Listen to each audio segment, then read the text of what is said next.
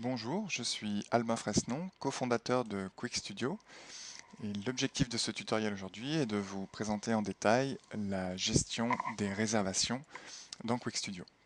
Donc les écrans qu'on va voir ici sont des écrans uniquement accessibles aux régisseurs, aux responsables des studios, absolument pas accessibles aux usagers, aux musiciens et groupes qui fréquentent la structure. Pour vous connecter avec votre email et votre mot de passe, vous cliquez sur le bouton connexion. Ces éléments vous seront attribués, le email et mot de passe vous seront attribués lors de la configuration de lors du paramétrage de votre environnement. Par défaut, vous arrivez immédiatement sur la page de planning. Les différents menus à votre disposition, donc tout d'abord le menu utilisateur qui permet donc d'afficher la liste des groupes et des contacts de votre base de données, l'onglet messages qui permet de partager des informations avec les régisseurs, équipement qui affiche votre stock disponible à la location et à la vente, les commandes qui répertorient l'ensemble des transactions que vous avez effectuées, les factures, comme son nom l'indique, donc liste les factures, et puis les rapports d'activité sont également accessibles à partir de ce menu. Vous pouvez rechercher un groupe ou des contacts en saisissant ici nom ou numéro de téléphone. Vous pouvez ajouter rapidement un nouveau groupe, un nouveau contact ou un nouvel équipement à partir de ce menu ici. Et enfin, l'onglet paramètres, le menu paramètres qui vous permet d'administrer l'intégralité des informations de Quick Studio. Le calendrier ici vous permet de naviguer donc d'un jour à l'autre. Vous avez également une vue semaine et une vue mois synthétique qui vous permet de voir en un clin d'œil l'ensemble des réservations sur la période. Dans cet exemple, nous avons donc 3 studios dans cet environnement, pour ce studio de démo, donc 3 salles. Et une vision compacte nous permet donc de les voir différemment, ce qui est utile lorsqu'on a un plus grand nombre de salles à gérer. Vous voyez donc les réservations, l'ensemble des réservations ici, avec des codes couleurs différents. Donc le gris signifie que la réservation a été réglée, le orange que la réservation reste à régler, et le jaune lorsque la réservation est facturée, sera facturée à la fin du mois par exemple. Deux onglets options et annulation, enfin deux sous-barres options et annulation. Également options pour les listes d'attente et annulation lorsque les informations ont été annulées, lorsque la réservation a été annulée. Au survol apparaissent à gauche donc le détail des réservations avec ici un triangle vert qui indique qu'il s'agit d'une activité d'enregistrement. Vous pouvez codifier les différentes activités en utilisant des couleurs. Là, je déplace ma réservation, vous voyez avec la souris, on peut l'étendre, la déplacer d'un studio à un autre, vraiment très simplement. Lorsque vous faites ça, naturellement, les tarifs se mettent à jour et automatiquement.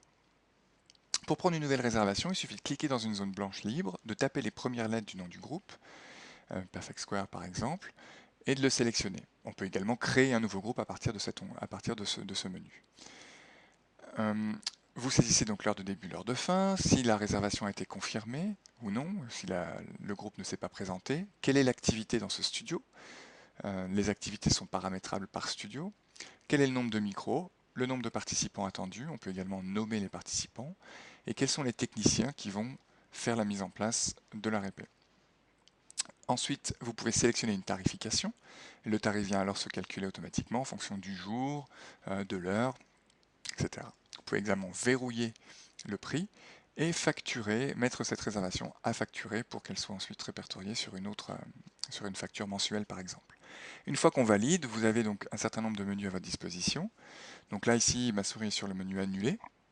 Donc c'est pour annuler une réservation ou supprimer, si on a besoin de supprimer la réservation qui finalement n'a plus lieu d'être. On peut demander donc l'avis ou demander une confirmation auprès des musiciens automatiquement, donc tout le monde est averti que la répétition va se passer là le jeudi 5 juillet de 12 à 15 heures. On peut dupliquer cette réservation sur l'ensemble de l'année, de façon hebdomadaire ou bi-hebdomadaire, enfin très très flexible. On peut également générer une facture au format PDF. Il suffit de sélectionner le destinataire si on avait rentré ses coordonnées au préalable, ou bien alors de saisir manuellement ses coordonnées. La facture peut ensuite être envoyée par email en format PDF. Pour saisir un règlement, c'est très simple.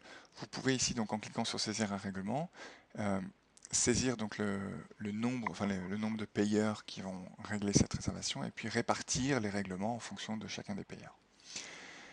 Ces informations vont ensuite se retrouver sur le journal de caisse, qui est un journal au format Excel que vous pouvez transmettre à votre comptable. Une fois réglé, le détail des réservations apparaît. Vous pouvez également mettre les numéros de chèque en commentaire lorsqu'il s'agit de chèques.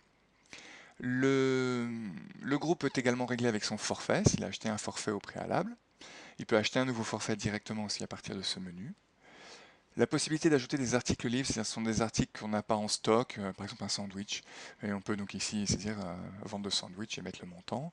On peut également donc vendre, si on a un inventaire par exemple ici de barres de Twix par exemple dans le cas concret, je sélectionne ici vendre d'un Twix, j'enregistre, ça va venir décrémenter mon stock, et mettre à jour mon stock, et donc calculer le prix de Twix ici. Je peux également ajouter une location, location de clavier, c'est 5 € de l'heure, donc pour 3 heures 15 €.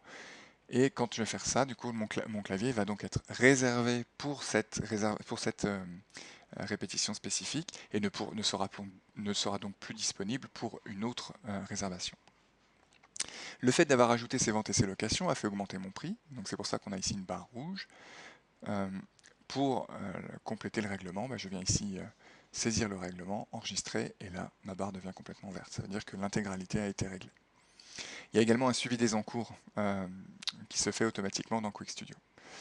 La possibilité d'ajouter une note spécifique sur la réservation en cas de, si besoin, pour transmettre une information à un autre régisseur par exemple. Une fois réglée, la réservation m'apparaît grisée.